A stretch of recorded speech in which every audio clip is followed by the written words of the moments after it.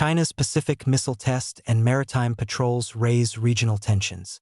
Commentary: China has intensified its threat against Taiwan, the Philippines, and Japan through a submarine-launched ballistic missile test and expanded Coast Guard patrols east of Taiwan. The Chinese Communist Party also published a legal opinion claiming ownership of the waters under discussion in the Japan-Philippines maritime talks. It also continued oceanographic survey operations by deploying research vessels in the same disputed waters. China's People's Liberation Army Navy fired a submarine-launched ballistic missile carrying a dummy warhead into the Pacific Ocean on July 6. The missile landed inside the South Pacific Nuclear-Free Zone established by the 1986 Treaty of Rarotonga. It was the plan's first publicly acknowledged strategic submarine missile test in the region and its first strategic missile test of any kind since September 2024. Navy spokesperson Senior Captain Wang Xueming called the test routine and said it targeted no specific country. The maritime dispute originated on May 28, when Japan and the Philippines announced they would begin formal talks to delimit the boundary of their exclusive economic zones and continental shelves in waters east of Taiwan. China's foreign ministry rejected the talks as illegal, null, and void the following day. China's Coast Guard conducted a 5-day patrol in the disputed waters beginning June 1, in cooperation with the Ministry of Transport and the Fujian and Guangdong Maritime Safety Administrations, claiming to have inspected 198 ships. Taiwan's foreign ministry rejected China's claims that same day, and at least 2 China Coast Guard vessels have since maintained a continuous presence in waters Taiwan claims as its eastern exclusive economic zone. Separately, near Taiwan's Pratas Island, China conducted 3 patrols in restricted waters on June 5, 19, and 27, above the average since patrols began in February 2025. A Chinese research vessel coordinated with the Coast Guard for the first time on June 5. On June 25, Taiwan's National Security Council, Ministry of National Defense, and Coast Guard Administration conducted tabletop exercises simulating a PLA quarantine of the island. On July 3, China's Ministry of Natural Resources published a legal opinion arguing Japan and the Philippines should negotiate their maritime boundary with China rather than each other, and warned other states against assisting the 2 countries in those talks. The next day, China sent a second Coast Guard fleet into the same waters east of Taiwan it had patrolled in June. Taipei called the move illegal and destabilizing. China's Coast Guard said it would strengthen these patrols to safeguard what it called its jurisdictional waters. On July 5, Joseph Wu, Secretary General of Taiwan's National Security Council, reported Taiwan was tracking a record of more than 110 Chinese military and Coast Guard ships along the first island chain, the maritime corridor from Japan through Taiwan and the Philippines to Borneo, calling it a clear sign of Chinese expansionism.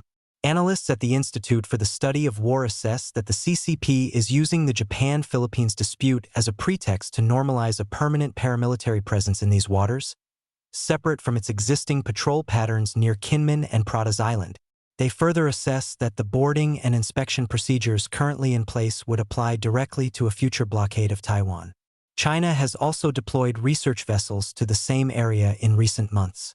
The Ministry of Natural Resources sent the survey ship Xiang Yang Hong 22 to conduct a marine environmental survey east of Taiwan from June 16 to 18.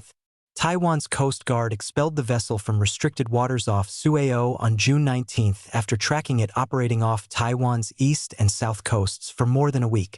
The Chinese state-affiliated social media account Yuan Tantian, which is tied to state broadcaster CCTV, suggested the survey activity could become a regularized model of nearshore governance, similar to the Coast Guard's existing Kinmen model. Some analysts note that oceanographic and seabed data of this kind can have dual-use value for submarine operations, although no Chinese statement has confirmed that as the purpose of these surveys. The current confrontation builds on a broader dispute that began in November 2025, when Japanese Prime Minister Sanai Takaichi told Parliament that a Chinese attack on Taiwan could constitute a survival-threatening situation for Japan. Such a designation could permit the deployment of Japan's self-defense forces. Takaichi has refused to retract the statement. China responded with a sustained pressure campaign. It issued a travel advisory, cut flights, suspended Japanese seafood imports, and restricted cultural exchanges.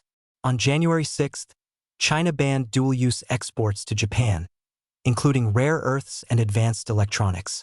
Beijing also imposed sanctions on Japanese officials tied to Taiwan and, on April 30th, called on the United Nations Security Council to treat Japan's nuclear potential as an agenda item. Japan answered by deploying upgraded Type 12 land-to-ship missiles capable of reaching mainland China, downgrading China's standing in its 2026 diplomatic blue book, and launching a panel to reassess defense spending beyond its current 2% of GDP target.